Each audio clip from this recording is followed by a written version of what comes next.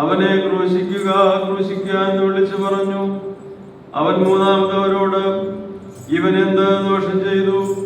മരണയോഗ്യമായ യാതൊരു കുറ്റവും ഞാൻ മുന്നിൽ കണ്ടില്ല. അതുകൊണ്ട് അവനെ ശിക്ഷിച്ച് വിട്ടയച്ചേക്കാമെന്ന് പറഞ്ഞു. എന്നാൽ അവർ അവനെ കുരിശിൽ തറപ്പാനായിട്ട് ഉച്ചസ്വരത്തിൽ പിന്നെയും പിന്നെയും അപേക്ഷിച്ചു. അവരുടെ പ്രധാനാചാര്യന്മാരുടെയും ശബ്ദം ശക്തിപ്പെട്ടു വന്നു. അപ്പോൾ സമയം 3 മണിയായിരുന്നു. പീലാത്തോസ് ജനങ്ങളെ ഇഷ്ടം നടത്തണമെന്ന് നിശ്ചയിച്ചു.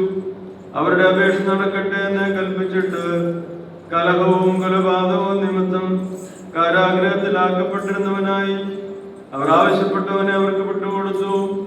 യേശുവിനെ അവരുടെ ഹിതത്തിന് വിട്ടുകൊടുക്കുകയും ചെയ്തു. യേശുവിനെ അടുപ്പിച്ചിട്ട് കുരിശിൽ തറയ്ക്കുവാനായി ഏൽപ്പിച്ചു കൊടുക്കുകയും ചെയ്തു. ബാറക്കുമോർ ലമറിയോ സെഗത്തോ കുറിയേലാ